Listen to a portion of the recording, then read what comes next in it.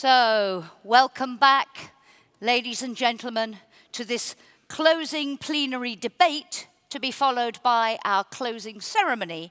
And in this closing plenary, we're going to try to draw the strands of all the things we've been talking about over the last few days together. An impossible task, but we will look to the future as we discuss how to shape future transport research for Europe. In her opening speech, Transport Commissioner Violeta Bulc stressed that progress can be made if we, quotes, invest, research and innovate. And she identified two key challenges: how to ensure successful research results translate into usable deliverables on the market, and how to break down the silos, how to achieve a better alignment of research projects, avoid duplication, and so on. And speaker after speaker has come back to these issues and made suggestions. We've also heard it stressed a lot that it's the job of the politicians and the policymakers to set the direction. We need to know where we're going and then leave it up to industry, to researchers and the market to decide how best to get there. And finally, we've emphasized a lot collaborating, working together, and talked about ways of doing that. So in this session, we want to try and identify what all of that means for the future research agenda at this crucial moment as we await the European Commission's proposal on the overall EU budget post-2020 and then on Framework Programme 9. So the way we're going to do this session is we're going to have an introductory speech. I'll introduce him in the moment to set the context for our discussion. I'm then going to invite our panel on the stage. It will be an entirely interactive debate after that. I will ask the panel a few questions, and then I will come out to all of you, not just for your questions, but this is our last session. This is your last opportunity to make your voices heard. So if you have a point to make during this discussion, I will be very happy to hear from you, so long, ladies and gentlemen, as always, that you are brief so we can get as many of you in as possible. So let's get underway, and it is my pleasure and my honor to introduce our keynote speaker, Hans-Joachim Schellnhuber, who is director of the Potsdam Institute for Climate Impact Research, a senior research fellow at the Stockholm Resilience Center. He's a member of the German Advisory Board on Global Change, and crucially, he is also the chair of the high-level panel that was established by the European Commission in 2016 on decarbonisation pathways. They're still working furiously to get it finished, so his task is not over, so we're very honoured you found the time to be with us amidst all of that. Ladies and gentlemen, will you please welcome to the stage Hans-Joachim Schellnhuber.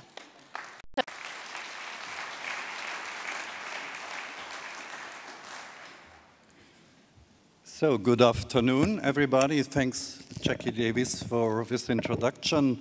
And yes, it's true, we are still furiously working on that report. In the previous session where I listened in, somebody said that what we really need is a good storyline, a narrative, and that's absolutely true. We are working on that.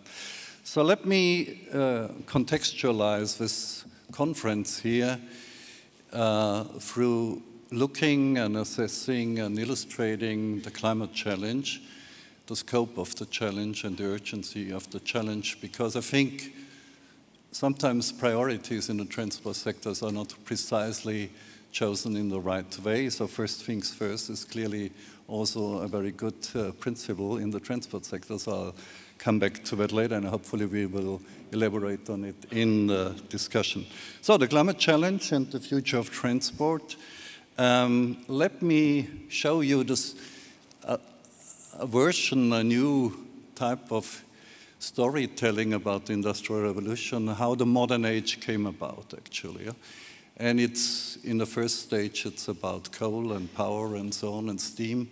But in a second stage, as you will see, it is about oil and transport, clearly. So, and this is a story starting in 1751, so way back actually when the Industrial Revolution started. And it will be shown in terms, the metrics is CO2 emissions from any pixel on this planet. And you can imagine it's very hard to reconstruct that. But it has been done, and I show you, before I start this, and hopefully it will run, look at the color coding at the bottom of this slide. Every time the color changes, CO2 emissions in that very pixel are tenfolded. So it's an exponential growth. If you go along the colors, you have an exponential growth of emissions. So here we go, hopefully, yes. So you see the only colored part of the planet is Great Britain at that time, where coal was first used, of course, because they ran out of wood. By the way, through a transport problem, because building so many ships meant they had to cut down their forests. So there was no firewood available anymore. You had to switch to coal. Okay, and so you see we are approaching the French Revolution, but it has nothing to do with decarbonization. That was a joke. And now you see the second country coming along in the Industrial Revolution is Germany. And believe it or not, Poland was the third one. Huh? So, and when you can see how the Industrial Revolution is spreading across Europe, and also on the other side of the Atlantic, clearly, but you see the UK is far ahead of the crowd and keeps ahead of the crowd. So you can now see, driven by textile industry in particular, how CO2 emissions are spreading and the Industrial Revolution is spreading and so on. So you see now some inroads into Scandinavia and so on. And this is still confined to Europe and America, but now, more or less in the next few years, you will see how within the British Empire, India enters the map here, India. And it's, of course, railroads and all these things. Now you see Russia catching up. New South Wales is appearing on the map. But what you also see, if you go back to Europe, that Germany is actually developing into the second carbon power on this planet. So it's accelerating even at a faster pace than the UK. And this is creating a big tension, because this is leading to World War I, actually. It is the showdown between the leading carbon powers. And so we are slowly entering that, while you see the world getting more colorful here and more industrialized. Now we are into the First World War, which is not actually resolving all those tensions. So you see Germany still fairly red, UK still ahead, US catching up, and when we are entering into the phase before the Second World War, so Germany is boosting industry, military, and so on, is turning even redder. And when we go to through the catastrophe of the Second World War, which was, by the way, also driven by Japan in the Far East. Okay, so much was driven more or less by coal, but now we turn into a new age, the age of globalization. And globalization was really driven by cheap oil available for the Allied forces in the Middle East, clearly. Because production doesn't make sense if you cannot sell your goods and you have to transport them. So this is now changing the planet. Actually, you see more and more red and yellow colors. And here, finally, the final story so far is the big giant awakening, China. You see, China is now turning red within just 2 decades, catching up with what old Europe did in 2 centuries. And this is driven by 2 things. First of all, if you produce a lot of things which you want to sell, you need energy, and this is coal-fired sort of power stations and so on. But the second is globalization. You can only use it if you transport your stuff. So this is oil and coal together, and this is the old formula of development.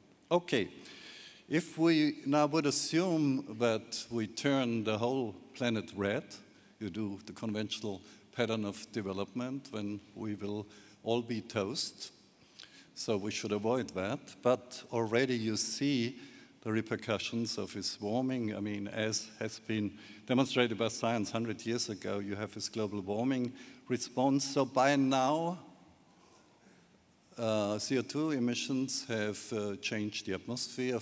So CO2 level is 45% higher than it used to be pre-industrial. But this had already provoked a response of 1 degree of warming, about 1 degree of warming. But this is just the start. And in order to avoid the worst consequences of that, and I will illustrate a few of them, we have the famous Paris Agreement, where you see on the left bottom sort of box you see well below 2 degrees. Why 2 degrees? Why on Earth 2 degrees? And I give you now a scientific explanation why 2 degrees. Yeah? It has to do with the non-linearities in the Earth system. So if you think of the Earth system as like the human body, you have sort of vital organs. It's the Amazon rainforest, it's the Great Barrier Reef, other things. You have important transport systems like the blood vessels and so on. And you have sort of biogeochemical systems that keep you alive, actually, and create your instincts and your reactions. And this is, for example, the monsoon systems, it's the thermaline circulation, it's the jet stream, all these things. And only over the last 10, 15 years, we have come to understand the nonlinear dynamics of that. Now, if you keep on increasing the global temperature, you can switch some of these vital organs of the Earth into a different mode of operation, but you can also kill them. And actually, we're just about to kill the Great Barrier Reef. There was a paper coming out yesterday in Nature showing that in the last El Nino event, 30% of the corals died already in 2016. So probably with 1.5 degree warming, we will kill 90% of the tropical reefs already. Yeah? So this is, if you like, the most vulnerable of all the organs. One of them is clearly the Greenland ice sheet. So if you keep on warming the planet, about 2 degrees, you see that it will melt down irreversibly. And just last week, a paper from my colleagues, Stefan Ramstorff and Lev Kitsese in Nature showed that the big, if you like, warm water supplier for Northern and Western Europe, the Gulf Stream, has weakened already by 15%, 15, not 50%. But more or less most models show you that there will be a further weakening, even a shutdown, if you keep global warming unabated. And you see, this is a real thing. This is not about talking about the next 200 years and so on. You can feel the impact already today. So this brings me to my, in a way, most important slide here before I will refer to transport.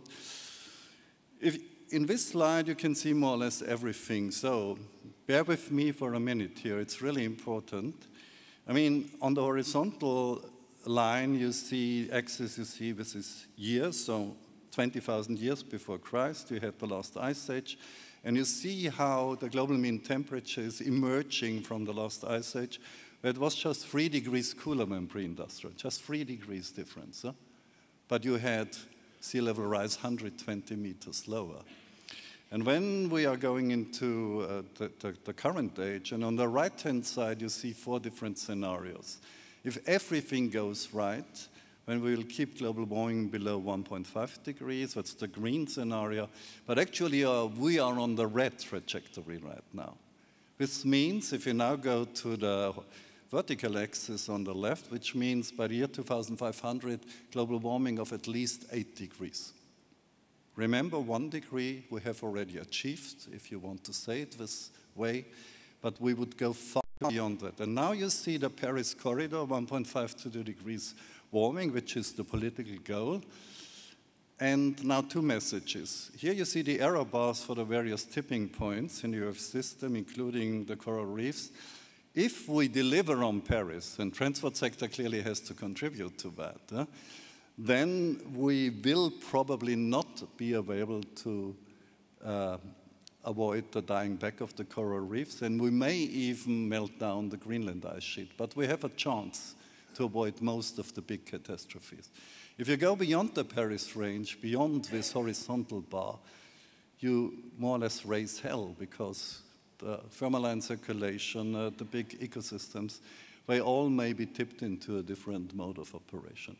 That is the rationale of the Paris Agreement. Avoid the big nonlinear accidents on this planet. But the sad story is we cannot avoid all of them anymore.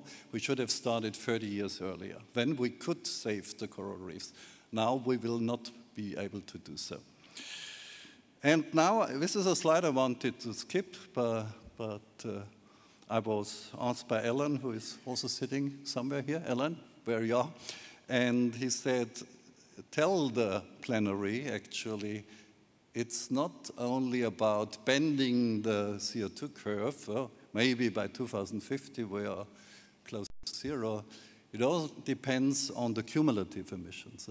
And this is what we climate scientists have found out, that the global warming really scales with the cumulative emission, given any point in time. So this is a paper we published in Nature recently, and it shows you if you start to bend the curve down, that's the blue line, when you can decarbonize the world, you have time till 2040 if you want to stay below 2 degrees. If you wait another 4 years, 2020, which is very close, you have to bend down the curve much steeper later on. And if you wait until 2025 for peaking, when you have to almost immediately decarbonize the world economy, which is virtually impossible. So it's what I call, as a mathematician, the tyranny of the integral, because it's the area under the curve that really counts. So the take-home message for you clearly is it's not only necessary to decarbonize the transport sector, you have to decarbonize it fairly quickly. Hans, so, can I ask you to be relatively brief? Because we need to get into the discussion. I'll be almost done. So we did a roadmap for rapid decarbonization.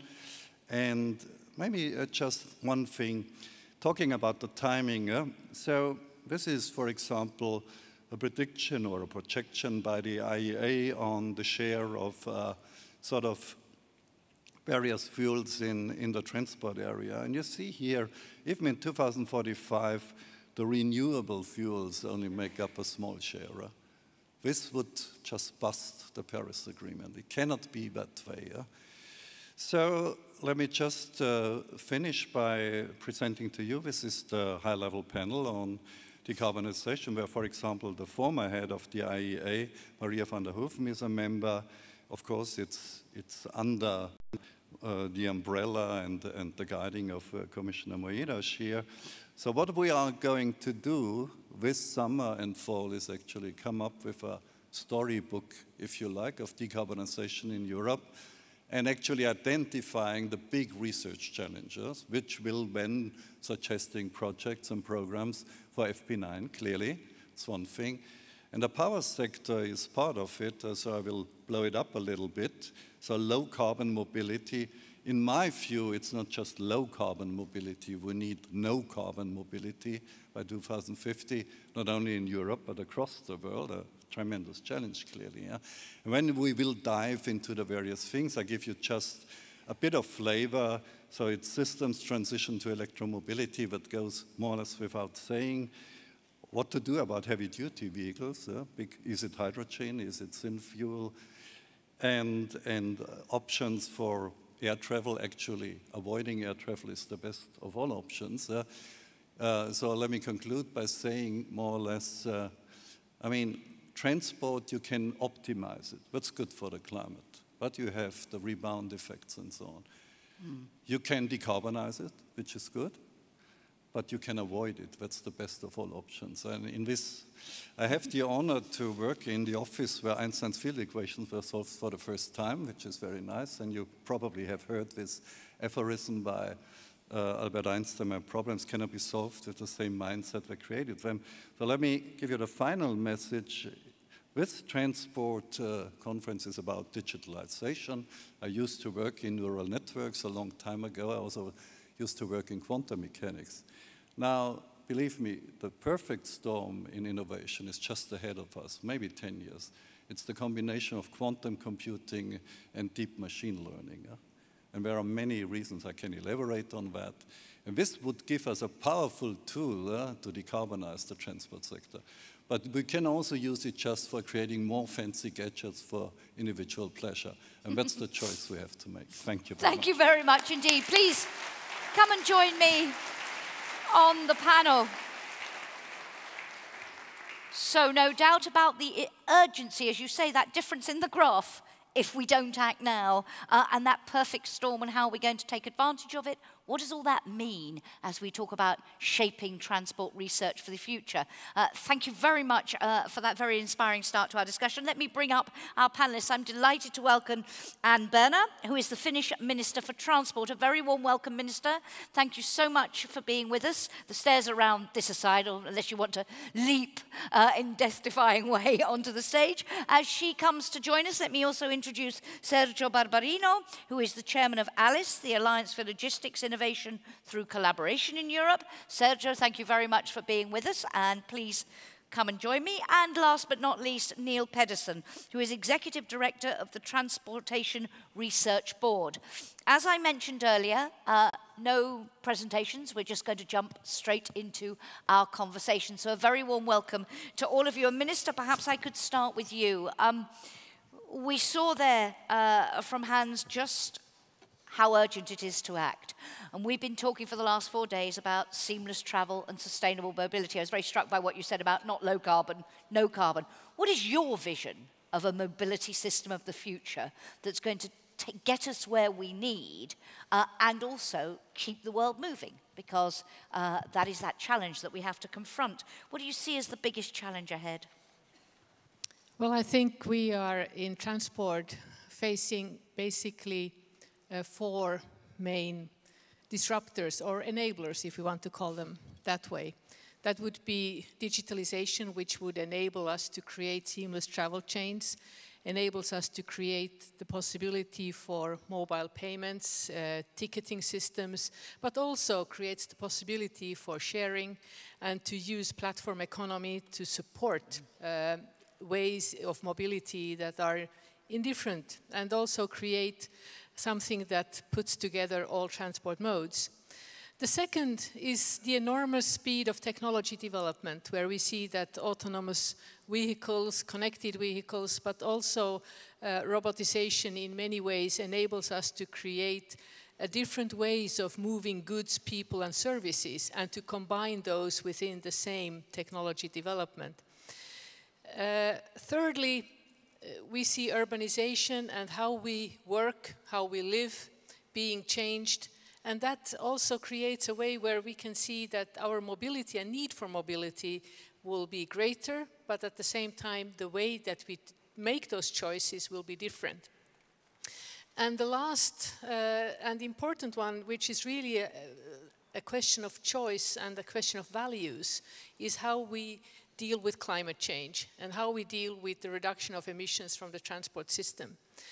And I think there we have several possibilities, which is one, I think the important thing is that we look at our behavioral change and also how we change our habits, how we look at our ways of moving in different ways, but also how we look at the technology developments, how we create innovation and how we support and deploy innovation in a different way. And in this, I think from a government's perspective, the question is, where do we enforce? Where do we enable?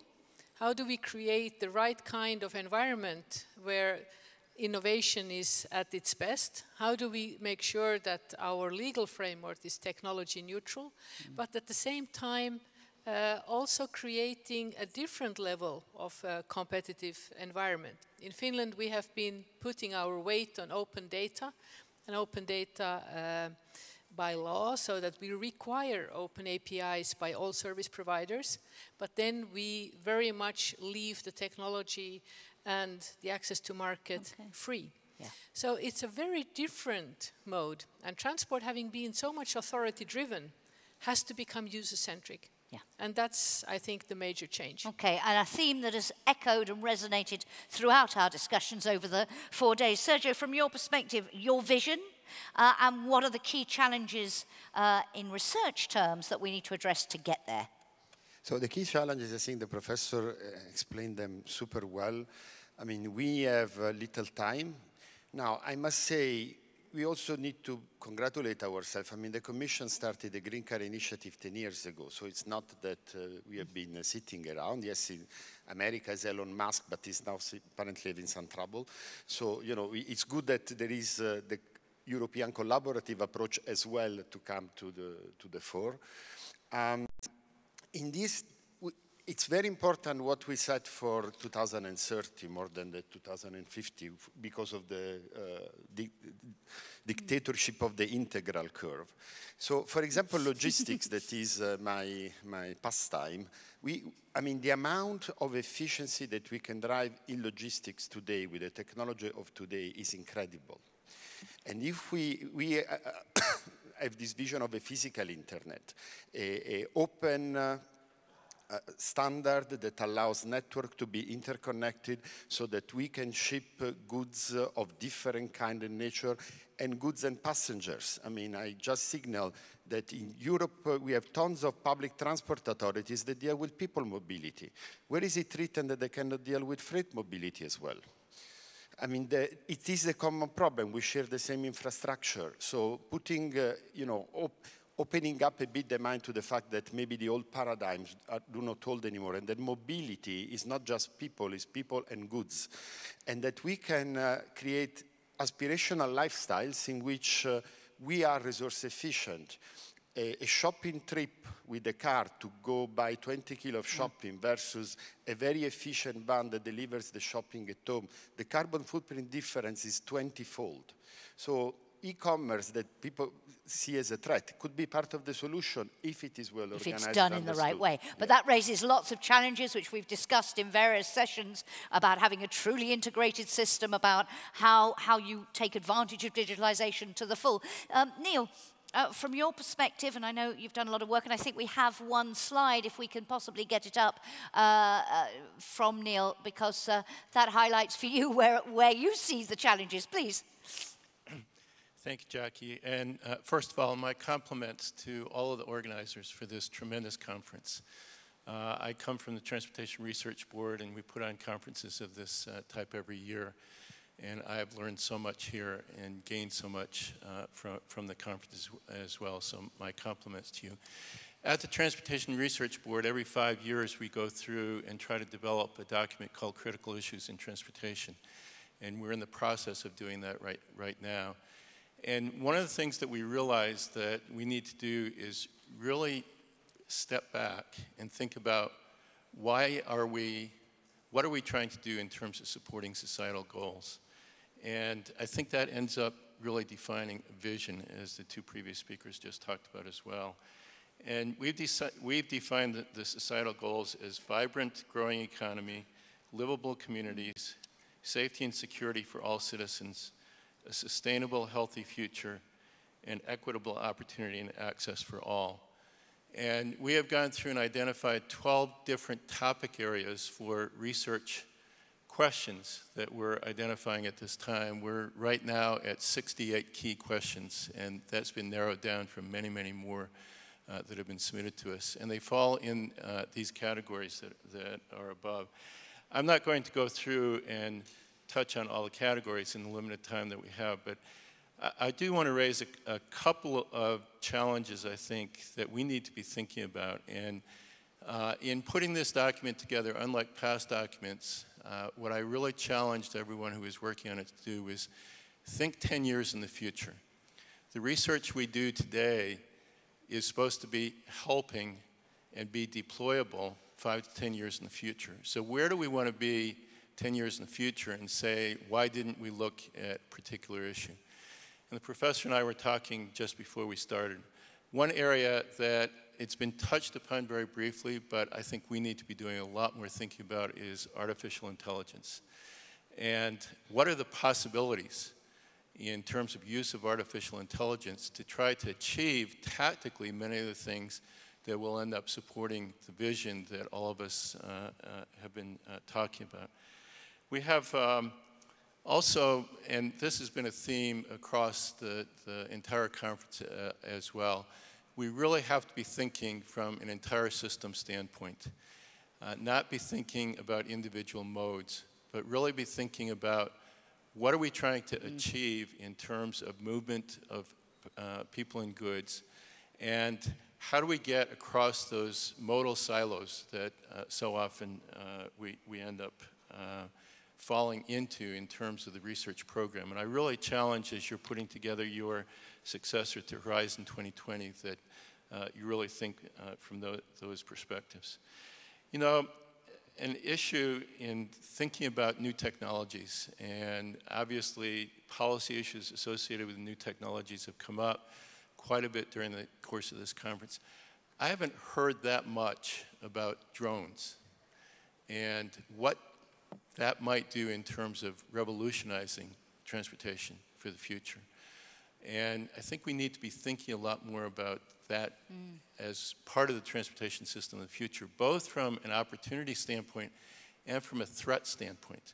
There's a debate going on right now in the United States in terms of who should have the lead on regulations on drones.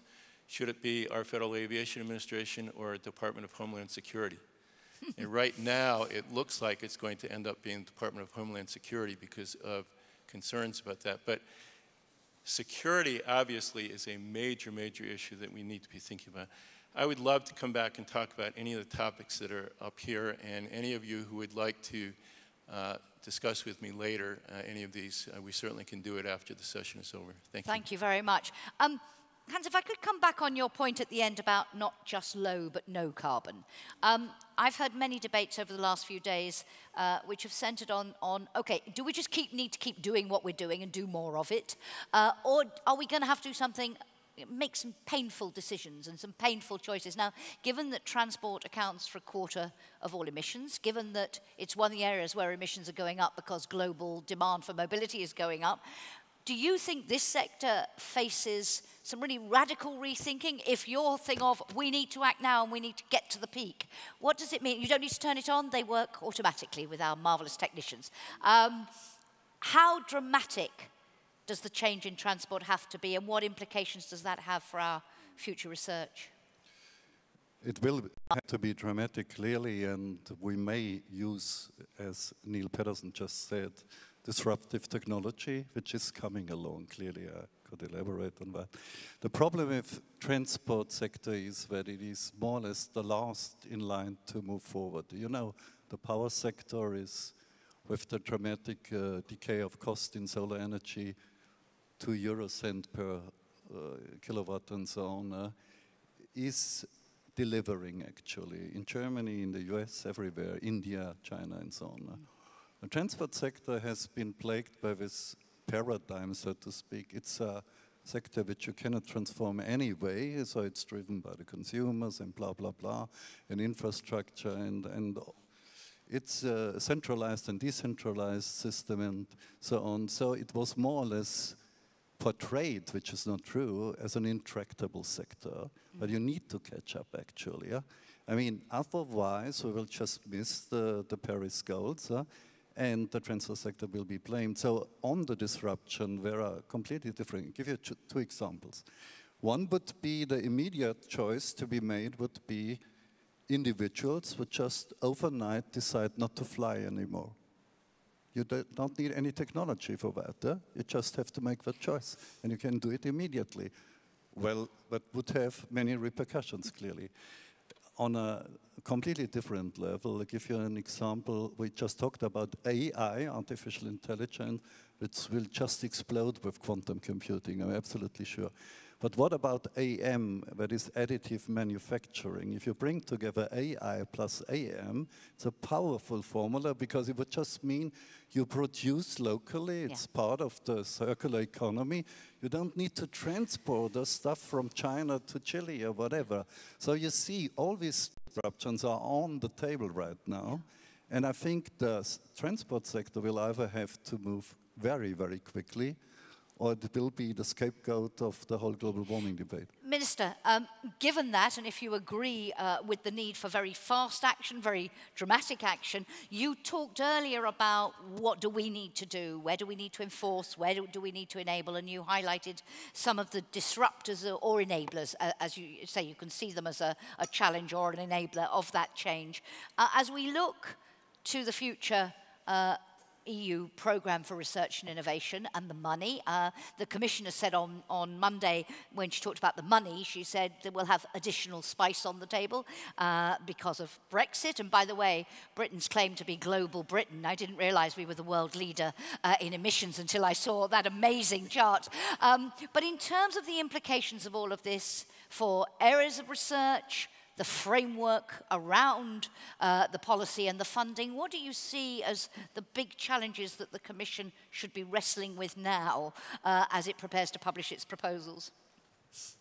Well, when you look at the proposal for, you mean for the research or for general? Well, broadly, but research within that. What are the priorities in terms of research? And this, I mean, Jean-Claude Juncker has said, I want to at least maintain the budget in this area. I'd ideally like to double it. With Brexit, that probably won't happen. But how do you see the research agenda for transport in particular? Well, I think that transport has been an extremely conservative field. And I agree a little bit with the mentality that transport has had the aura around it, that it has been very difficult to make changes in it. And now that we have made changes in Finland, where we actually have liberated the transport sectors in a field that, from a point of law, there is in Finland no more hinders to combine logistics and the transport of goods and people. And we also are requiring open APIs in order to know capacity, free capacity. Where is it, so that we can get the capacities up? We also see that it's extremely important that we support behavioral change. Yeah. And those are actually all supported by technology disruptions. May they be in drones or in others. And we have taken an approach that for the time being, we think it's important that we have quite a liberal legislative approach, even towards drones, in order to actually create other kinds of possibilities to create services in especially remote areas, instead of having to send out, for instance, half-loaded trucks. So we think that those are the areas. So when we look at the point of Commission, there are basically a few things. First of all, we are, when we look at transport, still negotiating about issues where we really have to look, where's the big picture? And I think when we are discussing, we are still discussing road, especially elements that we have not discussed in air or maritime sector for a long time. Yeah. We are still discussing restrictions to market, and at the same time we want to regulate data and restrict emissions. That's not going to happen. So we have to take a different approach. And so that's, I think, the most important thing. Then when we look at research, and when we look at, well, the financial instruments, there is still a lot of research that is needed in order to understand what are really the most effective ways to restrict emissions control, what are the most effective ways to use data, and how do we create the competencies around in these different sectors to actually transform them. And we still think that we have to make sure that we are also enabling new business models. Because without those, again, we will not achieve all of our targets. And so we have to come a little bit away from looking at infrastructure only, but also to understand how does the service sector within transport work, how do we create the new models, and how do we actually make sure that the technology developed and innovations deployed are to the benefit of society. Yeah. Yeah. And not for individuals only. Which comes back all the time, and it was said earlier, define your goals. Know where you want to go, know what you want to achieve. Without that, we can't do anything. But Sergio, what do you want from FP9? What do you expect from it? What will be the most important thing for you to meet these challenges we're talking about? I think we need to realize that the priority is to do what we can now because of the integral curve, but also be clear about the fact that, yes, we have a lot of implementation problems, but we have a lot of research to do. I mean, yeah, transport sector may be terrible, but thermodynamically, to move an object from A to B, you should not spend any energy. So there is an enormous amount of research to do. I mean, you know Hyperloop. Hyperloop is a promise of traveling at the speed of a plane, but a much less energy consumption. So there is a future of technology. We need to ensure that the next and the subsequent generation do not have to deal with disasters. So we need to put our act together now with what we have now, so that we enable them then to research on these fantastic technologies that can deliver against the goals, because it is possible. I was yesterday at a fantastic Motown concert with the Symphonic Orchestra of the Music Verein. By the way, fantastic medley of using a symphonic orchestra to do Motown music. The last song was Ain't No Mountain High Enough. There is nothing that we cannot achieve if we dream about it and we make it aspirational for people. Don't tell them that you cannot go to the Canary Island on vacation. Make them dream that they will get there much more efficiently. Okay, thank you very much.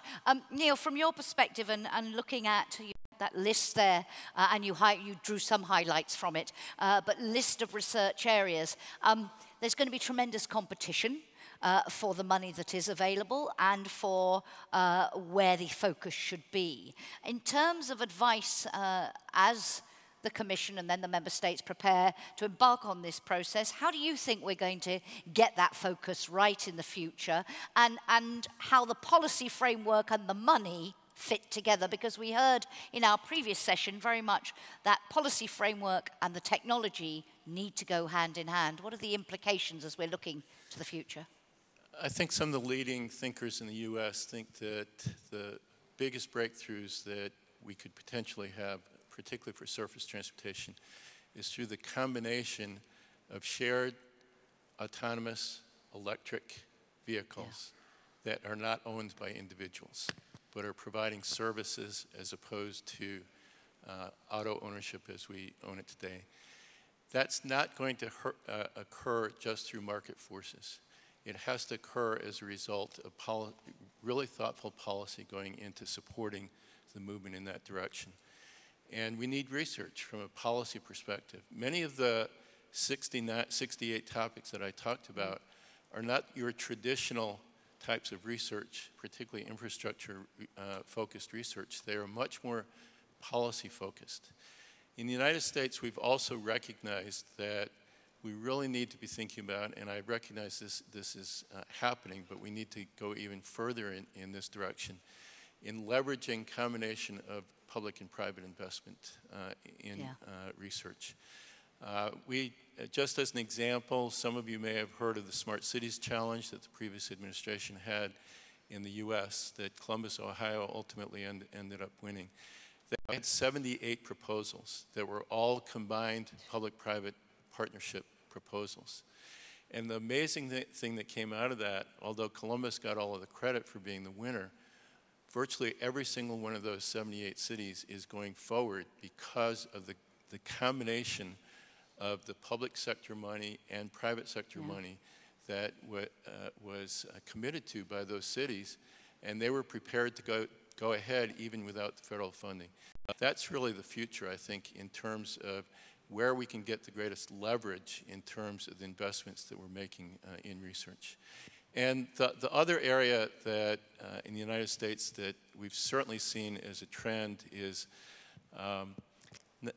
moving away from the traditional research, development, piloting, deployment, sequential time frame, and recognizing, especially with disruptive technology, it is happening so fast that we really need to be almost simultaneously be doing the piloting and initial deployments with research and focusing much more on evaluation and letting that inform policy as well. Okay, question perhaps for later if we have time. What does that mean for the instruments that you use and the type of living labs, mobility labs, all these things? What implications does it have? Hans, in terms of, and I know you will be providing broader advice for FP9, but in terms of how to get that balance, and the question the Minister posed about where do we enforce, where do we enable?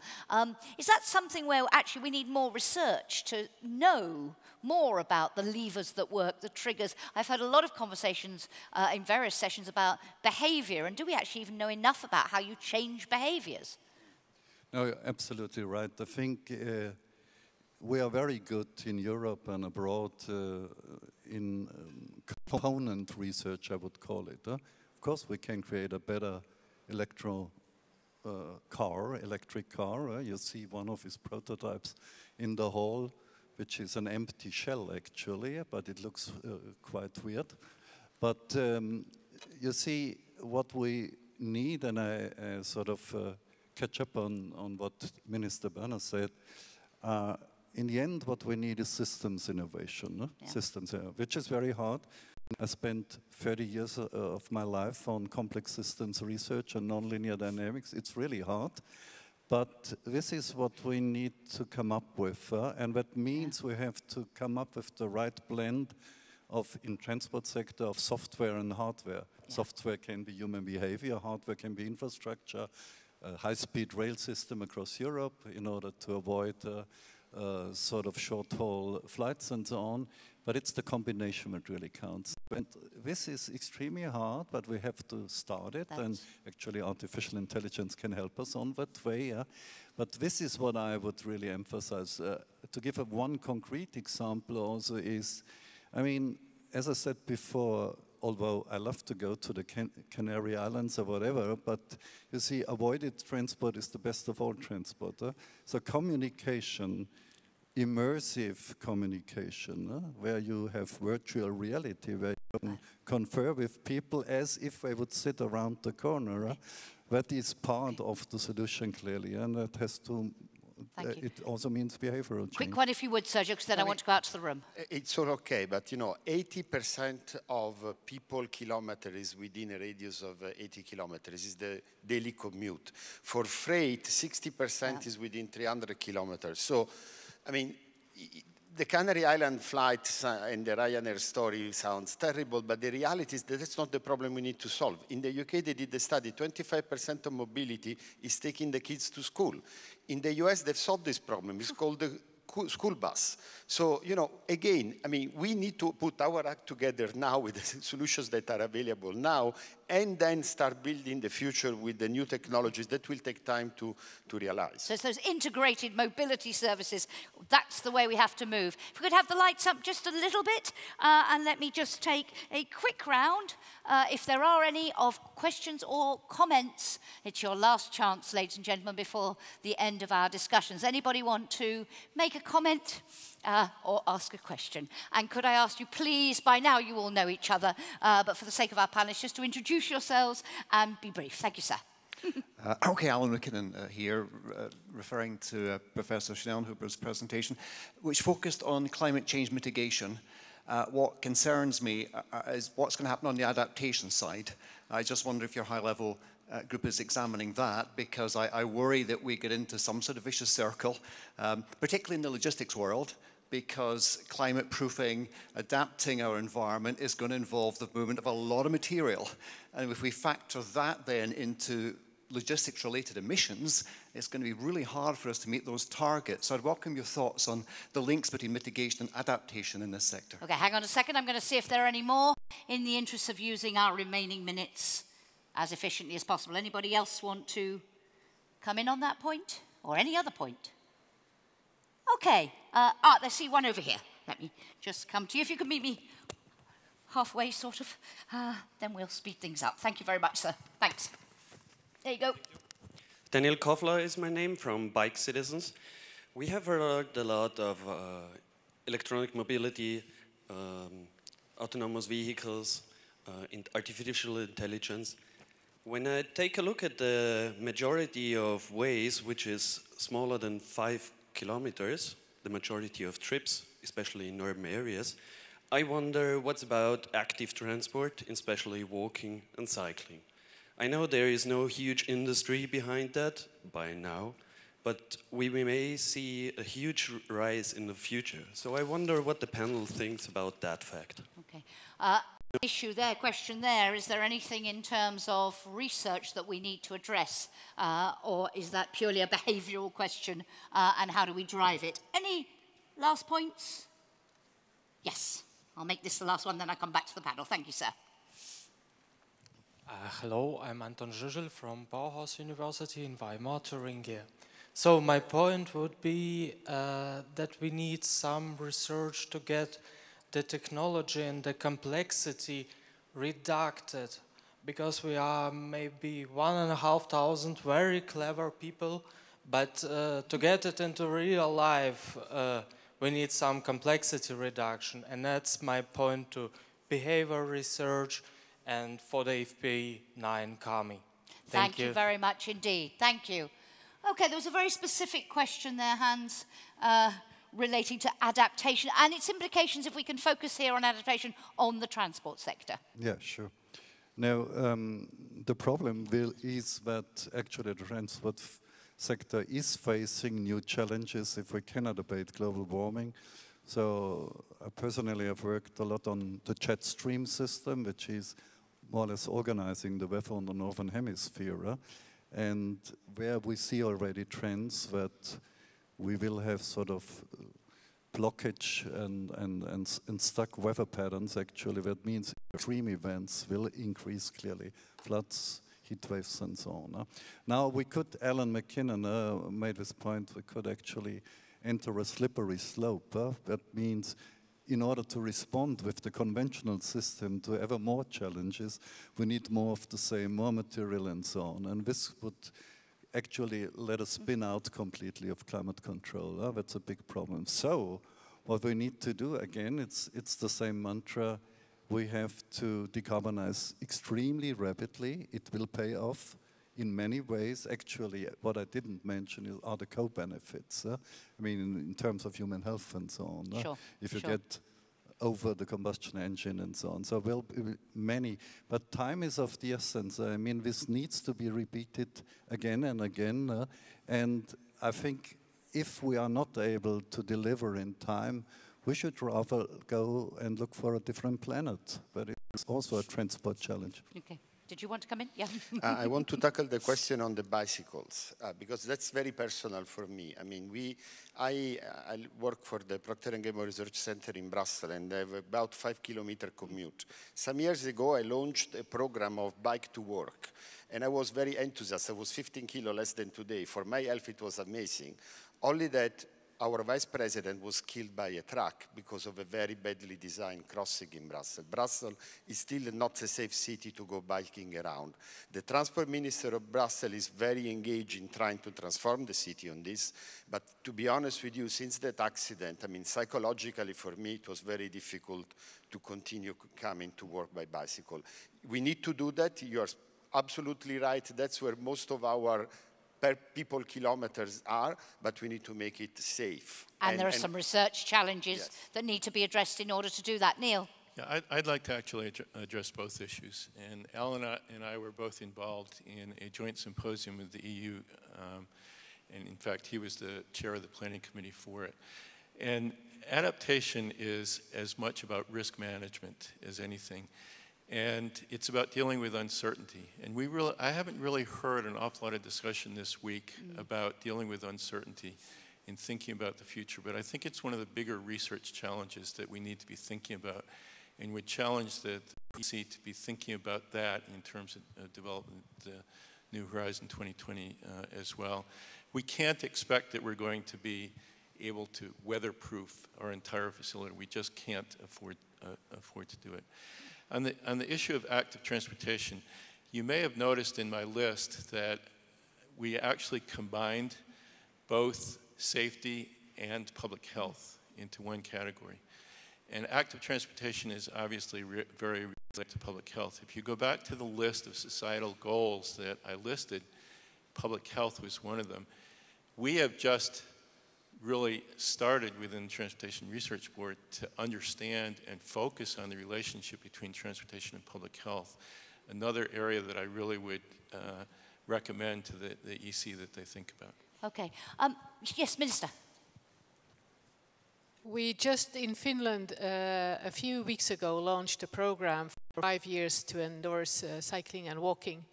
And we specifically did it together with the Ministry for Health. And we see that there is a very strong link between health and mobility when we look at walking and cycling. We also see in Finland that about 50% of our car driving distances are less than 5 kilometers. So we found about 30 different points where we can do more as both cities and governments in order to endorse cycling and walking, both on legislation, on infrastructure, but also on mapping, on different elements, on how to commute with cycles and how also to create cycling into a travel chain or a part of a travel chain. So there are things that we can do, and I'm very glad that we did adapt that strategy as on a governmental level. Thank you very much. On this complexity question, Hans. Let's be fair, the question was asked, so it deserves an answer. Absolutely. It was on complexity and reduction of complexity.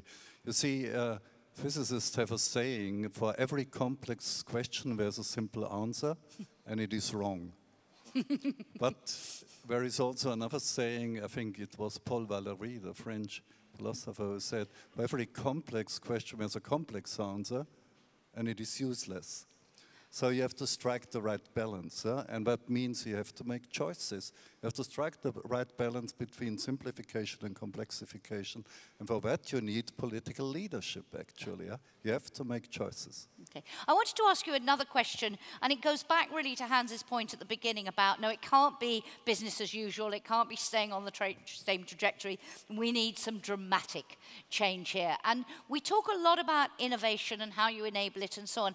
If we're going to get those truly disruptive innovations, what for you is the key to that in terms of the instruments, the actors, the way we go about our research and innovation? How are we going to get those dramatic breakthroughs that Hans is suggesting we're going to need in this sector? Any thoughts on that, Neil?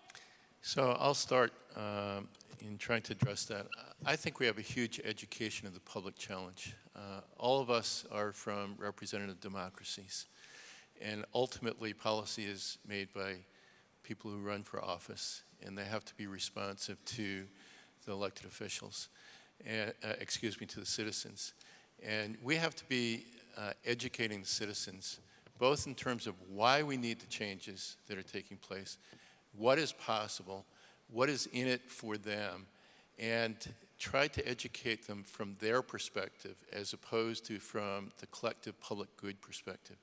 I think too often we have tended to focus on why something should be done from a global perspective or a public good perspective, as opposed to trying to present it in why is this, why should we be doing this from your perspective, and what is in it for you?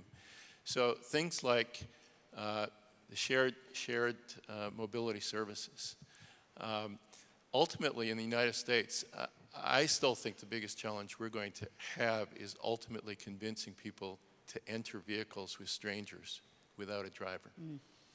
And until we can overcome that, we're not going to achieve what we need to address the kind of changes that the professor is So understanding really what inhibits people from making those changes as well as what drives them to make changes will be crucial.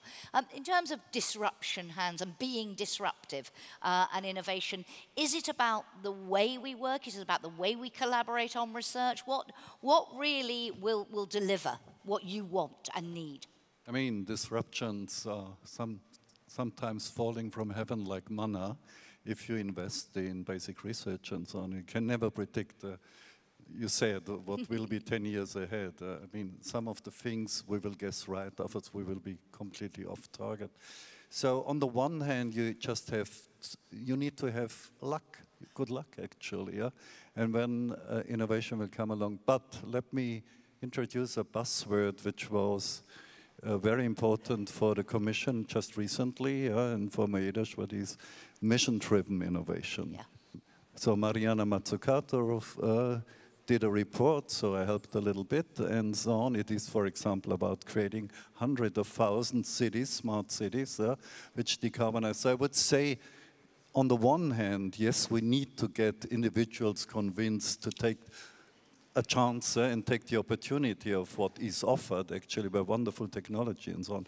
But at the same time, you also need missions. You need to define missions which you want to deliver. So it's Apollo mission as well as convincing people that they get on board of a car which has no driver. Thank you. Sergio, quick one if you would. Mariana Mazzucato wrote this beautiful book called Entrepreneurial State. And what she says that behind the magic of a beautiful iPhone, there is tons of public investment, the global positioning system, touchscreen display, the internet and the World Wide Web created at the CERN in Geneva. But what Steve Jobs did that was magic was to integrate it into something that people love to buy. This is the role of industry. The selling to people, we call it consumers still in P&G, we're still discussing if we should call them in a different way that spells more of sustainability. But if we can package all these beautiful things in stuff that people want, it's much easier than trying to tell them you cannot go to the Canary Island. Thank you very much. Before I ask you to identify a priority for the future, Minister, I just want to come back as we look to the new EU budget and we look to the successor to Horizon 2020 in terms of EU added value in supporting, in meeting all of these challenges we've been discussing from a policy perspective, from a funding perspective. As that battle engages, as it were, with the member states to decide where we're going to spend the money and how much to spend, where do you think, in terms of supporting, we talked in the last session about international cooperation, the importance of this working together and collaboration across sectors, across disciplines, and across borders. Where do you think, from a member state perspective, that added value really comes? And can that help us in terms of deciding what the priorities for the funding in this area should be and the policies? I think from a European perspective and from a European research funding perspective, we should always look for European added value.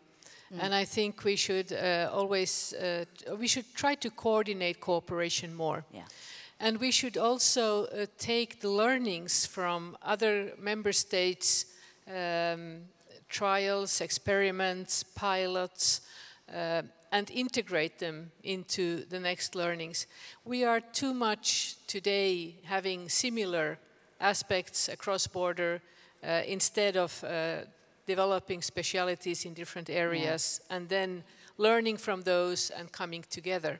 And I think there we could do more in order to really benefit from limited resources and possibilities. So we need more cooperation.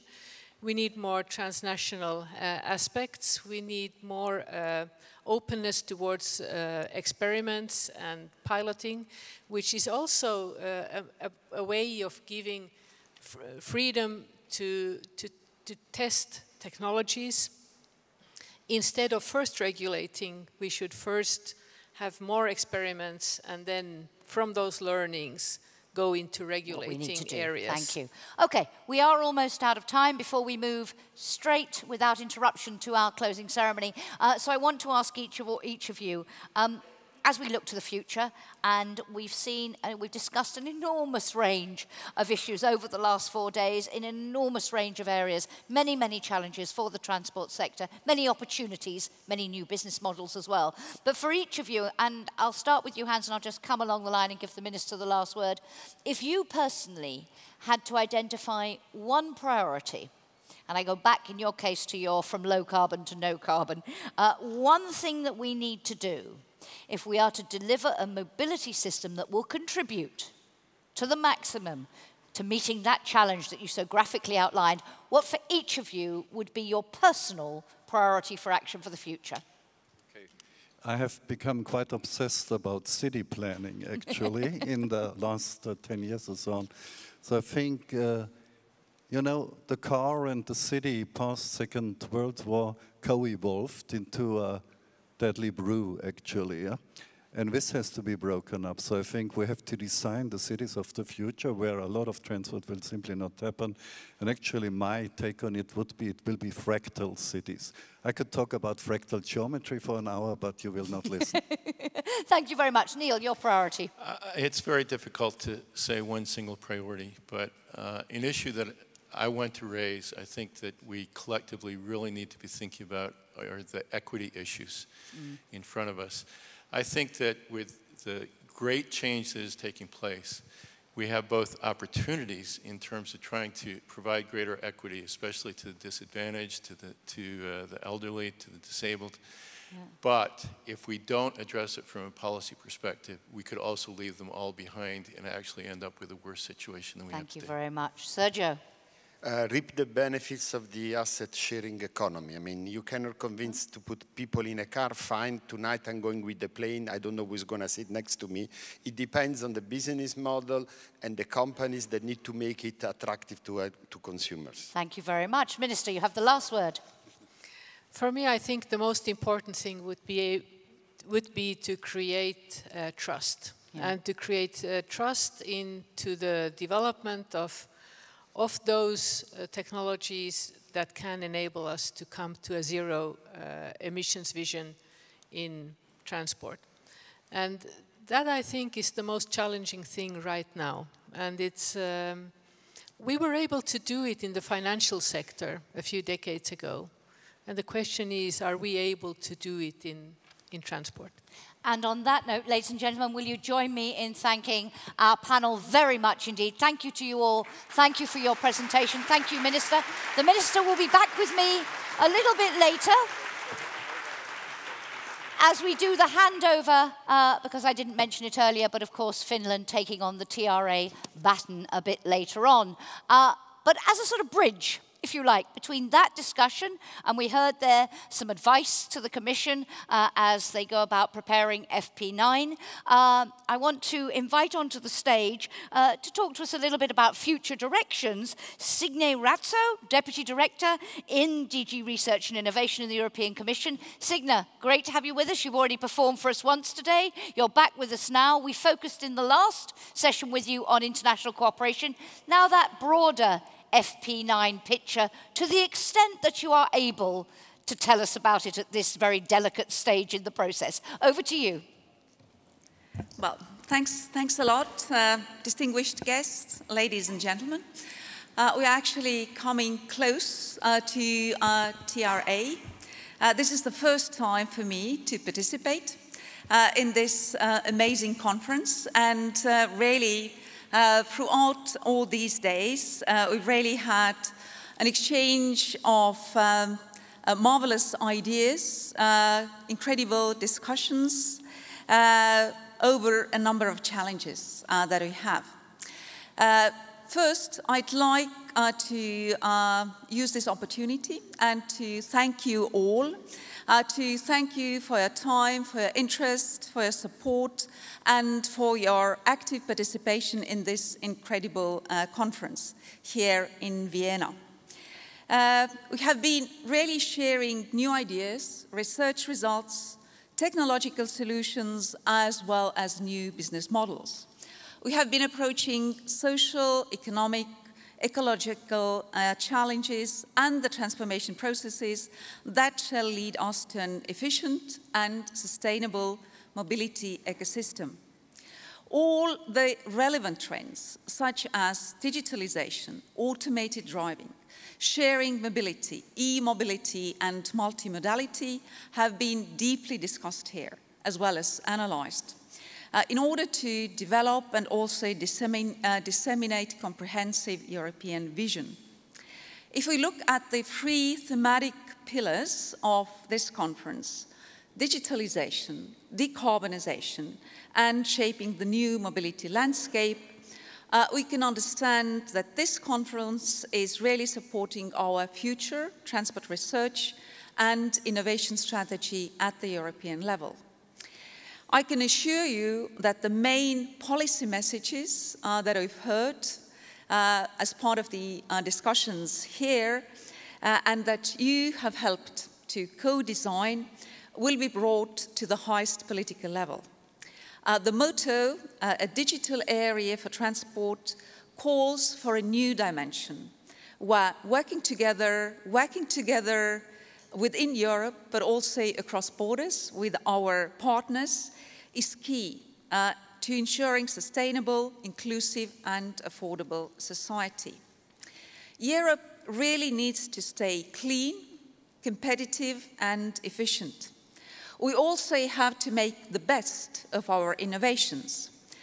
When coming to the transport sector, we need to take advantage of the opportunities which are created by digital technologies and also automation for our societies, for environment, as well as the economy. Now, we've mentioned these new technological developments, enablers, big data, the Internet of Things, artificial intelligence, which clearly provide opportunities for new mobility solutions, both for citizens as well as for freight, as well as new broader markets for European enterprises. For Europe to lead the next wave of innovation, we actually need a new momentum. And in order to do that, we need both innovation, research, but we also need the right regulatory framework. The European Commission has taken and is still taking clear action also on this. Just to mention the latest developments, the first mobility package of May 2017 provided a wide-ranging set of initiatives in order to make traffic safer, encourage smart road charging, improve air quality, cut red tape for businesses, and ensure a level playing field. The second mobility package of November last year gave an even more clear direction of travel towards achieving EU's agreed commitment under the Paris Agreement. We proposed initiatives to stimulate both innovation in new technologies and business models, as well as the more efficient use of all modes of transport of goods.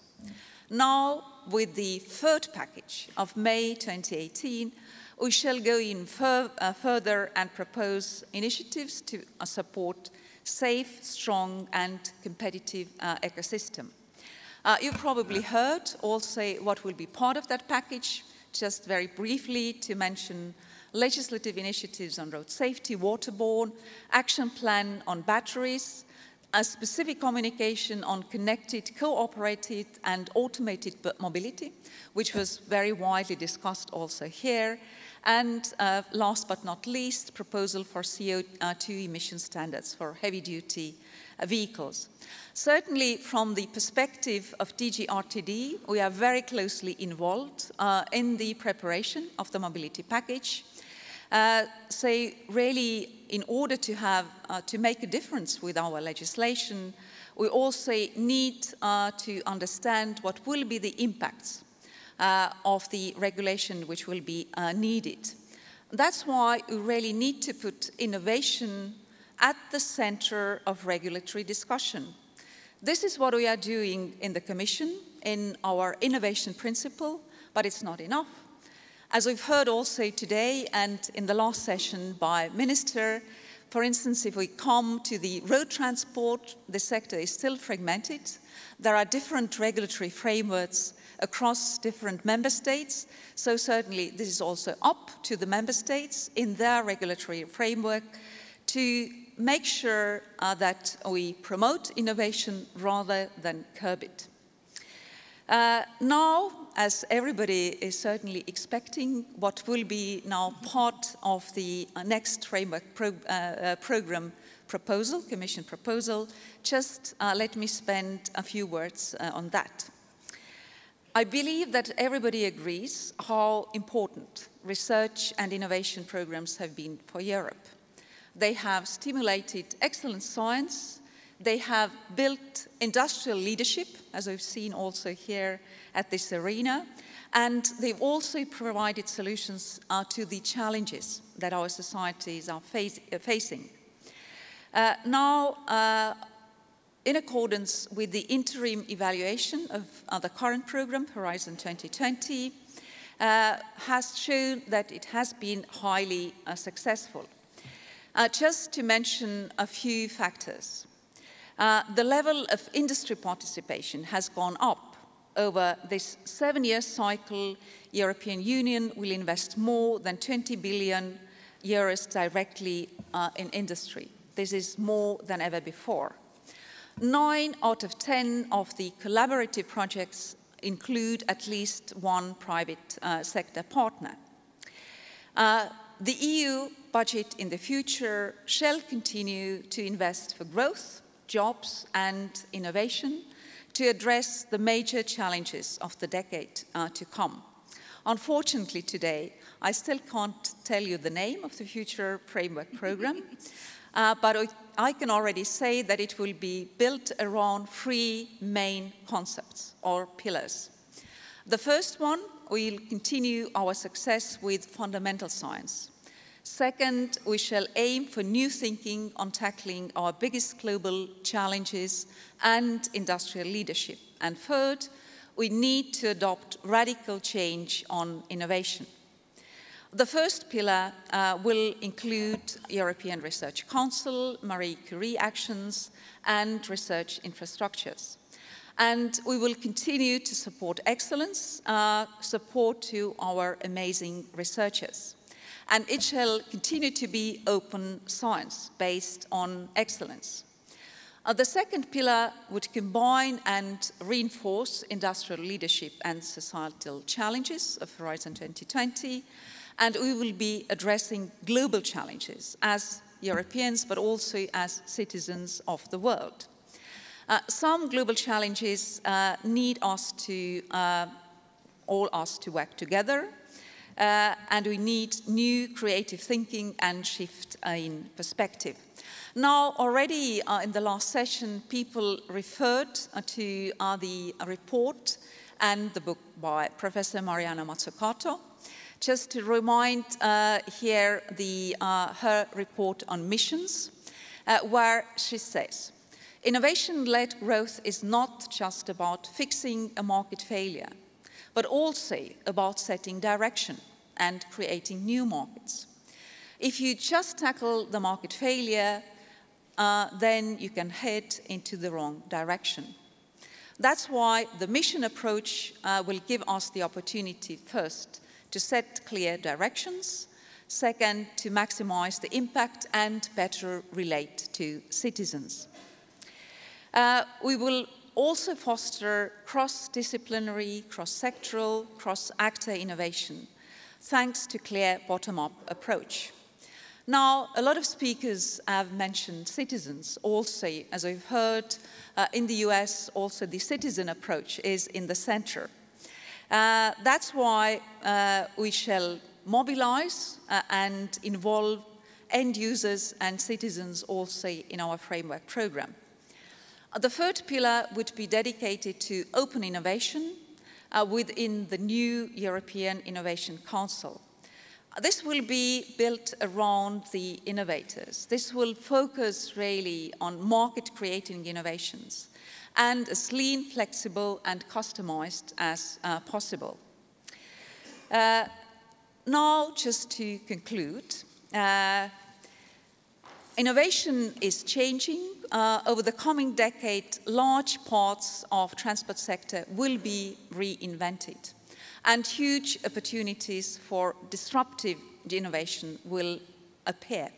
Ladies and gentlemen, there is an enormous potential in Europe for excellent research and innovation, and this shall have a real impact on our economy and society. Europe has the talent, motivation, and resources to lead the world in the next generation of transformational technologies.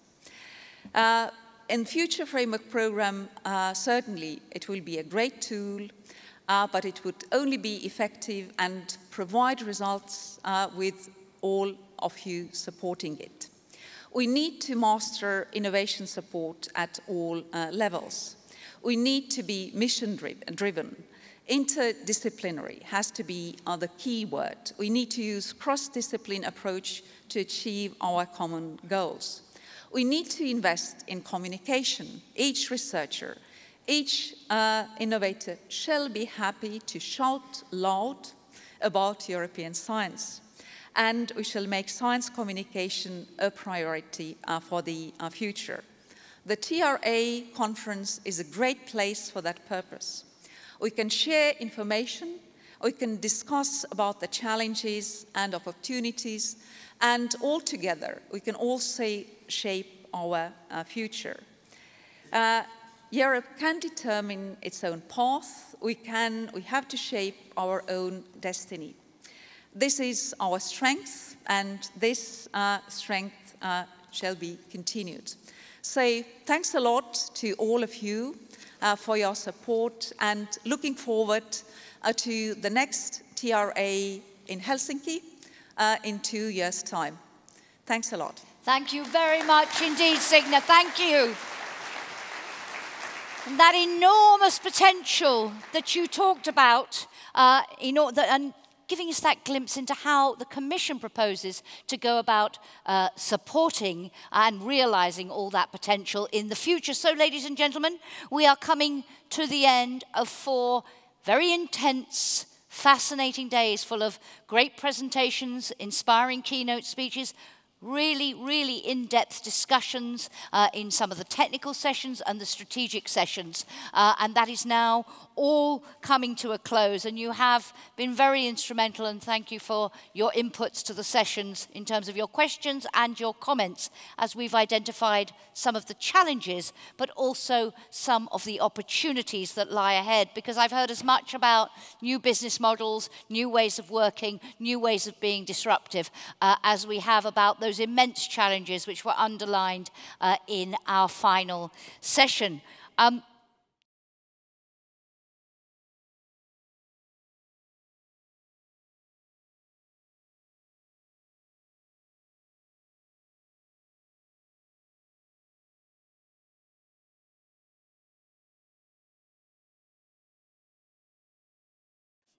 I just want to introduce a European Commissioner for Research, Science and Innovation, Carlos Moedas, is very committed to TRA and was very sorry that he was not able to join us himself here. But he did send you his warmest regards, and he also sent us a message. So let's hear what he had to say. Ladies and gentlemen, good afternoon. I'm sorry I can't be with you this week in Vienna. Transport is one of the biggest economic drivers in the EU. The entire value chain accounts for more than 6% of GDP, and it employs more than 10 million European citizens. In Europe, transport is stronger than ever, but it has also 2 main challenges. First, digitization, and second, decarbonization. When it comes to digitization, mobility is... Oh, we seem to have lost his mobility just there for a moment. I'm sure we will get it back. Just as he says the word mobility, we have a little freeze. And if we have a longer problem, we can move to the next item and then return, if I can get a signal as to whether this is a tricky problem or a relatively simple problem. No, I am not getting a signal in either way. Shall we move on and come back to his message? Move on. Okay. It is my pleasure. Apologies for that. We will start from the beginning again when we hear from him, so he can speak uninterrupted. There is always something, ladies and gentlemen, and it usually happens towards the end. So it is now my pleasure, unless it is ready already, to welcome onto the stage Mark Robinson, who is the president of ECTRI, the European Conference of Transport Research Institutes. And Mark has the utterly impossible task of trying to summarize in just 12 minutes 4 days. And I think it's something like 100 sessions, was it, Mark? That's right. I was thinking of maybe setting this to music, maybe Mission Impossible or Ultravox. I don't know which. I can conclude that it's been a fantastically well-organized TRA and absolutely wonderful. And it's been very exciting and enthralling, and has been really good to be involved with. But I think I ought to really put some justification on that, which is why they've given me 12 minutes. On the first slide here, in the first ETP that's mentioned there, it's got a CARI. So for the first time, the aviation sector, the European Technology Platform for the Aviation Sector, has been included, which is wonderful. I've got the wrong clicker. The clicker's not responding. It may not even be. Let me have a look. Let me have a quick look for you so you don't have to keep rushing back. Yeah, on would have helped. Oh, no, hang on, no. Let's just try once more. No, it's over there. Point at them. It's a big clicker. I think we're going to have to do it from here. Sorry, okay. We are hitting gremlins at the very last minute. It's all been running so perfectly, wonderfully smoothly. But we've hit a small gremlin. Can we just do it through the laptop? I think that's going to be easiest. Forget the remote. Let us just go straight back into Mark's presentation. And it's the wrong one. Okay, so first we have to escape. Oh, dear. Can you help us from the back here, please, to put... We cannot access the slides here, and we can't use the remote. Can you move the slides on for us? There we go. Yeah. Just say next slide when you want to do the next one. Okay. Apologies, Mark. Okay. A digital era for transport. What's important is digitalisation, automisation, decarbonisation. These are the mega trends that will drastically change the way that we live and work in terms and use mobility and transport. The TRA has explored, discussed and demonstrated these paradigm shifts, specifically directed at important areas of our life, such as transport, mobility, logistics and industrial production. Next one, please. The objectives. TRA is an arena for researchers, companies and public authorities active in the field of transport. Together they discuss the new ideas, research results, technological solutions and new business models. We experience and shape the future of transport and mobility for people and goods. And we're looking at digitalisation, decarbonisation and shaping the new mobility landscape. Thank you. Next one, please. We've had a wealth of sessions and opportunities. We've had the opening and closing session, which is now. We had a keynote from the futurist Gert Leonhard, which looked at the keywords were autonomous, on-demand, sustainable, intelligent, and fluid. For the first time, we've had a new high-level industrial roundtable, which took an awful lot of organising, but I think was well worth it. We've had 4 plenary sessions, 12 strategic sessions, 23 invited sessions, 52 scientific and technical sessions, 2 TRA Visions Awards for the young and experienced researcher. We've had a focus on women in mobility and talents, and also we've had 1,815 minutes of conference programme. We're tired. Next one, please. We've had associated events. We've had a number of project workshops. Thank you, that's the one. Thank you. We've had a number of project workshops and final events.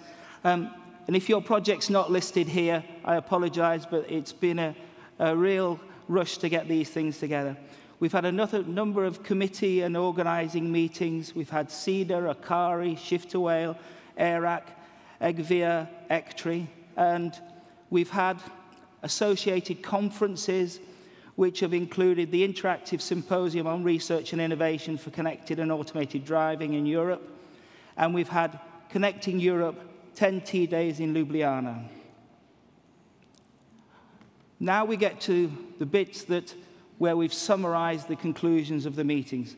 So for shaping the new mobility landscape, we are in a time now of exponential change, hyperconnectivity. Business as usual is not an option. Data is the new oil, as we've heard. Future smart transport infrastructure is not only physical, but is also made of data, networks, services. And how do we benefit from citizen participation and citizen engagement? We need consent and we need trust, as we've heard. We need a smoother relationship between research and the policymakers, but in both directions. The transport sectors have been working together and been proven to work together with other stakeholders such as IT and energy for fully integrated transport systems. Digitalisation is a concept with many dimensions, not only technological but also cultural and social. We have interaction between other people on a digital level, And it's also a political item. There can be a change in our traditional transport planning approach. Digitalisation provides us with improved information and knowledge, overcome the traditional demand and supply approach. We must try and overcome that. Could there be a new transport paradigm ahead, beyond our current sustainable mobility paradigms, the full perspective of full ownership of the transport system by the citizens? In terms of digitalisation, digitalisation is more than a vision, it's becoming reality. But we are lacking an environment of trust, as we've heard. Where can we share and use data across stakeholders? We can only imagine the overall potential with digitalisation. We need to ensure that the traveller is the key beneficiary of digitalising the mobility system. Social and economic dimension and impacts of new technologies need to be emphasised. In terms of supporting policy goals, digitalisation is a key. It's a key for several new services. It forms the basis for active contribution to reach the policy goals. There's a commitment to digitalisation, but commitment to digitalisation infrastructure is key. But digitalisation is faster than governance. How will the roles of transport operators and service providers evolve? Who is responsible for doing what? How to finance a digital transport infrastructure is a question. Digitalisation is the tool for living multimodality. The traveller expects a convenient and informed trip, and this is especially true when he goes multimodal. When speaking about multimodal services, integrated traffic management is the key. Decarbonisation. We have a systems approach. We need a systems approach. It wants to be efficient, and we want low or zero emission vehicles and decarbonised fuels. We want to shift to public transport and low emission or soft modes, or active modes, as we heard earlier. Make freight trains as easy to use as trucks, flexible shared mobility coupled with efficient traffic management, low carbon supporting infrastructure, avoiding unnecessary mobility demand, electrification of road traffic needs coordinated action. In terms of decision making, we need transparency. Where are the real costs of the mode you are using? Thinking of carbon budgets. Instead of emission targets, the Paris targets will be tough to achieve. We need new taxation models, internalize external costs. We need infrastructural investment, which will lead to reducing CO2, but often reducing CO2 makes business sense. Price and convenience will still be the major factors for decision making. And now, from this session, hot off the press, multimodality is the only way to address current problems. Break the mode silos and put the citizen, the user, at the centre. Transport is the backbone of the economy, so it's vital we have a functioning transport system. As the vision of the new multimodal transport system is realised, the nature of the work will be changed. The nature of our work will change, and we need new skills and training. A holistic approach to providing the means of decarbonising transport is needed. Standards for validation and regulation of automated systems are essential. Sharing information between modes in real time, along with integrated payment and ticketing, that would be wonderful, wouldn't it? Integrated open data frameworks are a dream. Data is the new oil, as we've heard. The zero carbon footprint, fully integrated physical transport networks and mobility systems. A resilient transport network due to automated inspection and predictive planned maintenance. We need to know what's going wrong with the infrastructure in order to solve it before it happens. Seamless network and transport integration, including cross-border. We need to deliver a cohesive and coordinated approach to multimodal transport, which is substantially funded, and we hope that in Europe there will be full collaboration of the transport sectors and the other stakeholders in achieving this. The strategic highlights, I can only list a few. Digitalisation is the glue. Once we are connected, we are vulnerable. There needs to be responsibility for data security. The hacker is always first. Specific issues we do with transport. Vehicles were not designed to be cyber secure in the past. Today, we need to start with securing gateways, building trust, and securing only communications is not enough. We need to create interoperable layers. The success story, Vienna has 40% of modal share in public transport. In Helsinki, there are open interfaces for ticketing, deregulated taxis. They initiate a two-way digital dialogue with users, and it's really important that what the users say has an impact. Make mobility easy. Use data exchange between regional and international apps. Artificial intelligence, we heard about that earlier, as an enabler for future mobility. Well, we must keep humans at the center. We need to be inclusive. What about persons without smartphones? We could end up with a digital divide. Improve services for all as we take our habits with us as we go along.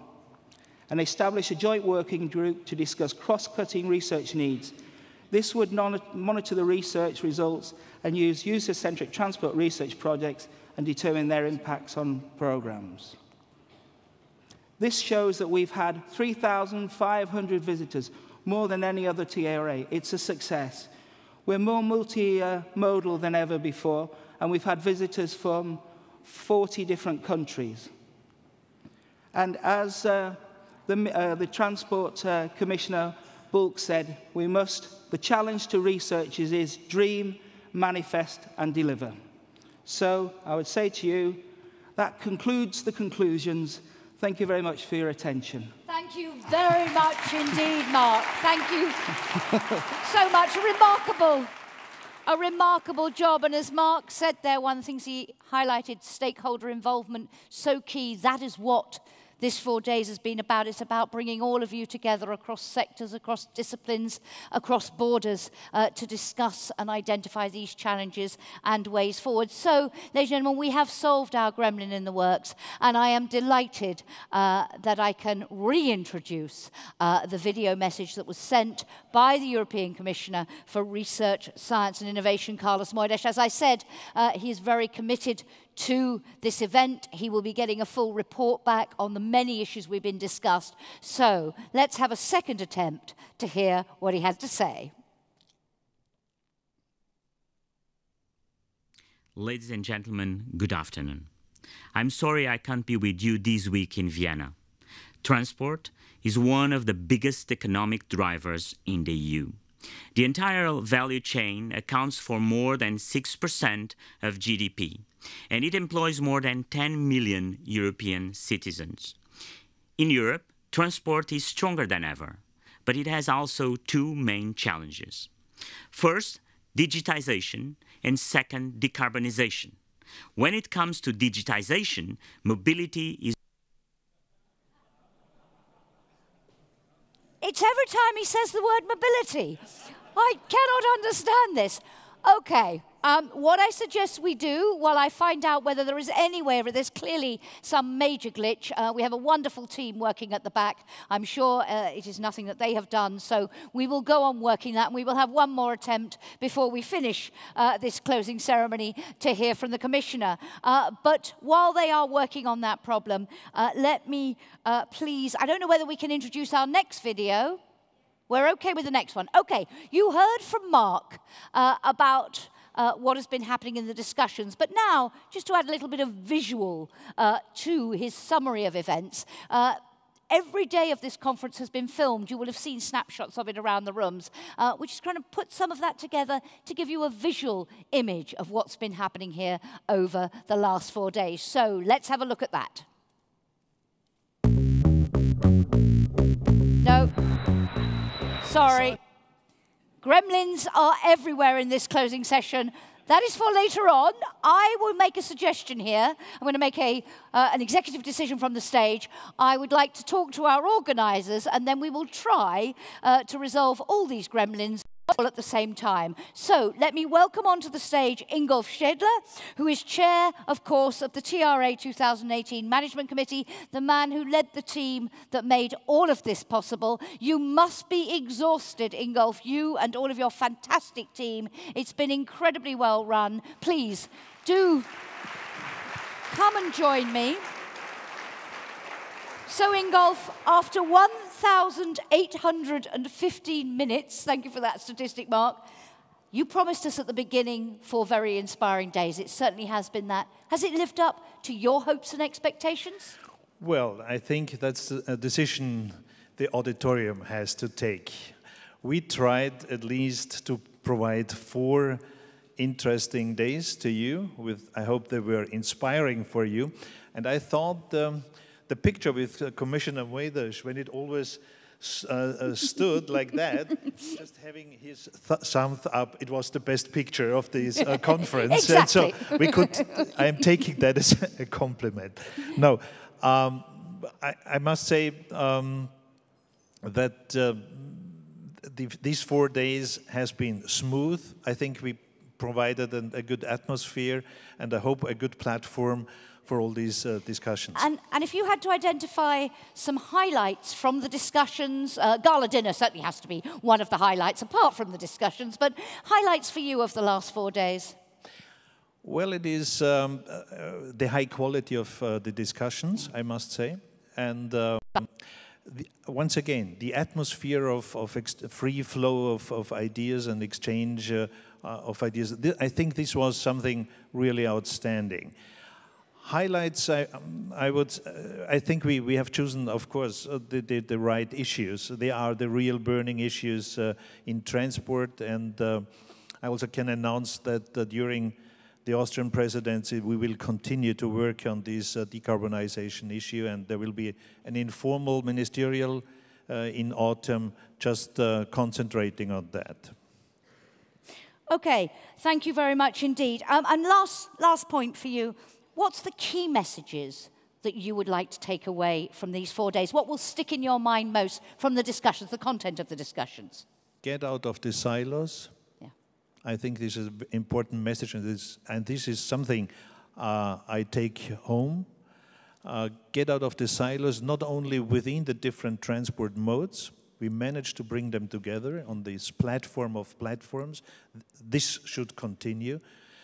But it's get out of the silos, even from the transport sector, connect to the energy sector, connect to other sectors. I think extremely, if we want to change the whole system and create a new, going for a new system, then we have to even to get broader in our discussions and in our modes how we are going to work together in the future. Combining those worlds and bringing them Yes. together. Ingolf, before I bring up the minister to receive the baton, as it were, this splendid statue, we are ready now. We can show the video of the last 4 days. So before we begin to look to the future in the next TRA, let's watch that video.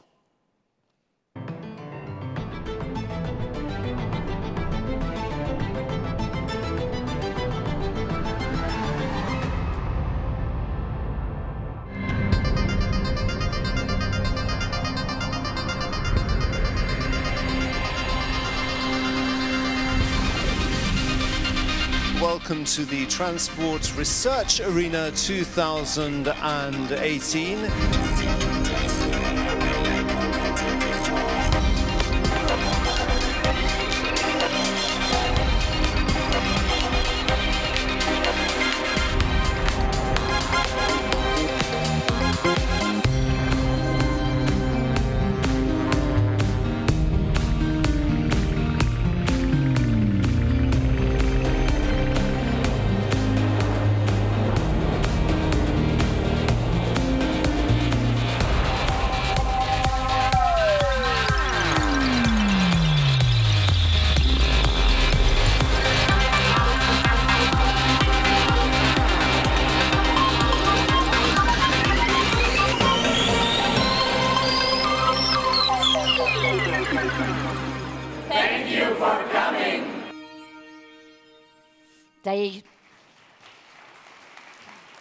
They said it better than I ever could.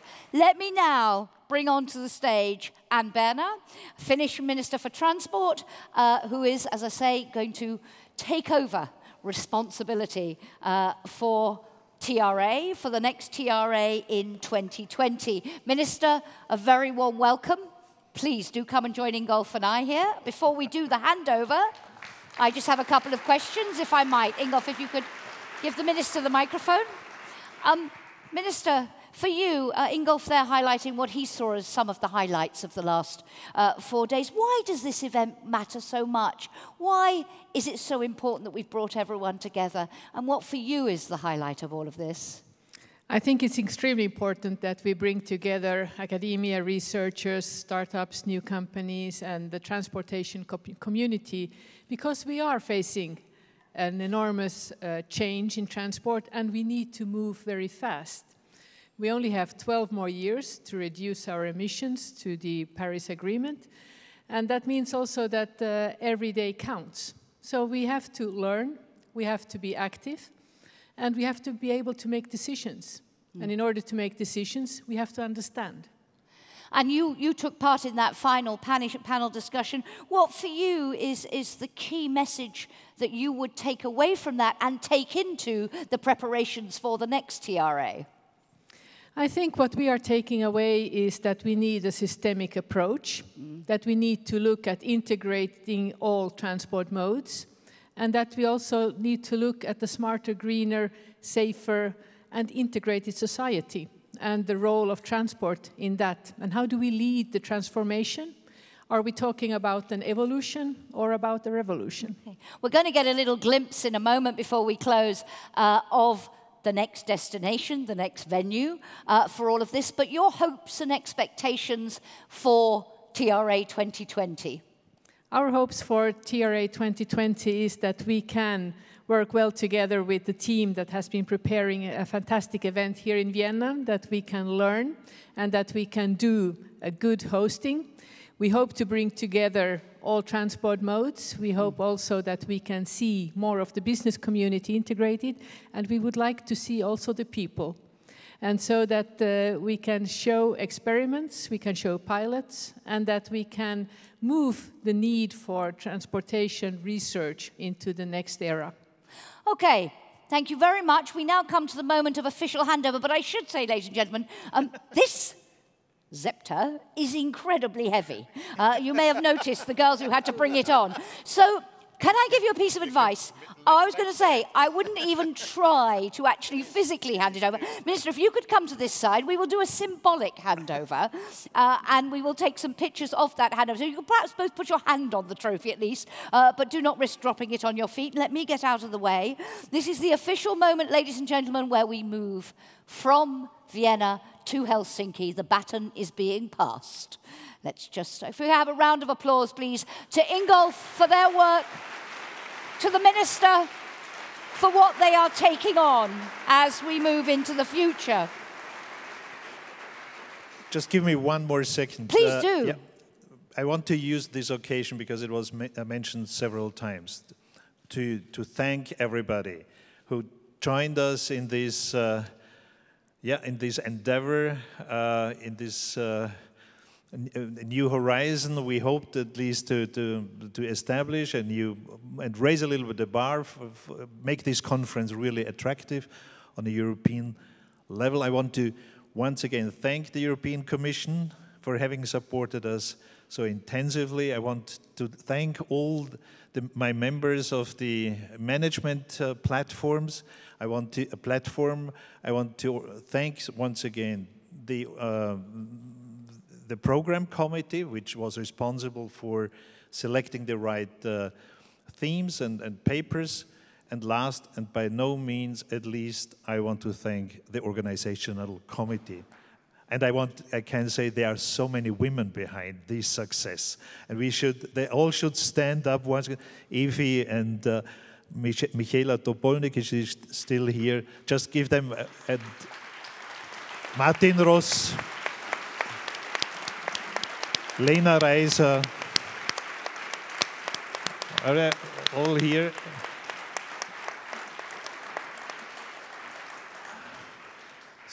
and Andrea Tapra and so on. And so I could go on for it, because they had done, I think, a marvelous job and hopefully provided you 4 enjoyable days. Thank you very much. Thank you very much indeed, Ingolf, and thank you from all of us to you and all of them. Minister, did you want to say something by way of closing? Yes, I would like to welcome everyone to Helsinki. Welcome to TRA 2020. And thank you for the trust placed in us by the Commission and all parties that are involved. And see you in 2 years.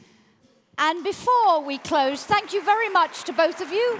You may return to your seats. Before we close, we just wanted to give you a little bit of a glimpse into the destination, to Helsinki, and to the venue for TRA 2018. And to do that, no one better. We have a gentleman you will see in the video called Howie Jacobs, Professor of Molecular Biology at the University of Tampere in Finland. He's going to take you on a little whistle-stop tour. So, let's watch that final video.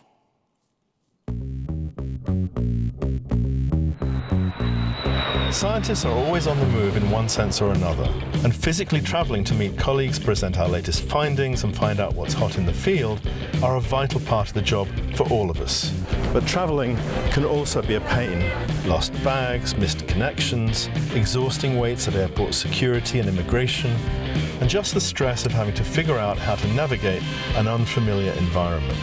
But in all these respects, getting to and from Helsinki is a relief. With great connections to Asia, the Americas and all of Europe, an efficient user-friendly airport and excellent public transport, here in Helsinki you can get from the gate to your hotel in little more than half an hour.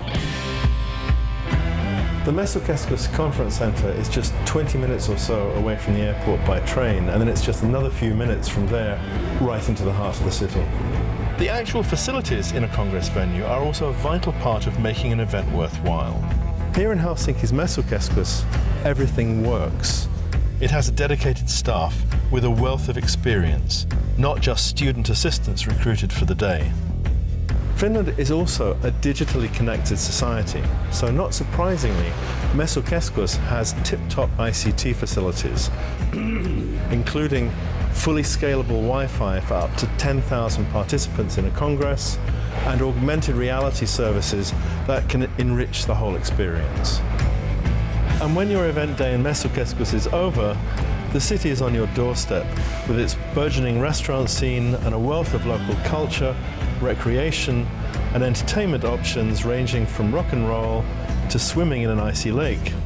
Above all, Finland is committed to science. With its globally famous education system and excellent research facilities, Finland recognizes the importance of science and technology in building the future. And our universities and whole society are increasingly international. Finns do have a reputation for being just a little bit shy and reserved, but once you break the ice, they are zany and fun-loving, especially in the sauna, where you are just as likely to get hit with a complex question about science as with birch fronds. Despite its charmingly unpredictable weather, Helsinki is hot for science and hot for fun.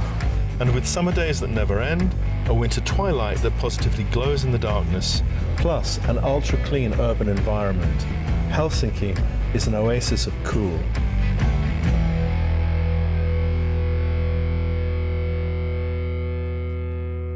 So, ladies and gentlemen, from Vienna, a beautiful city steeped in history, to Helsinki, the oasis of cool. As the Minister says, it only remains for me to thank you all very much, to wish you a very safe journey home, and see you in Helsinki in 2020. Thank you all very much indeed.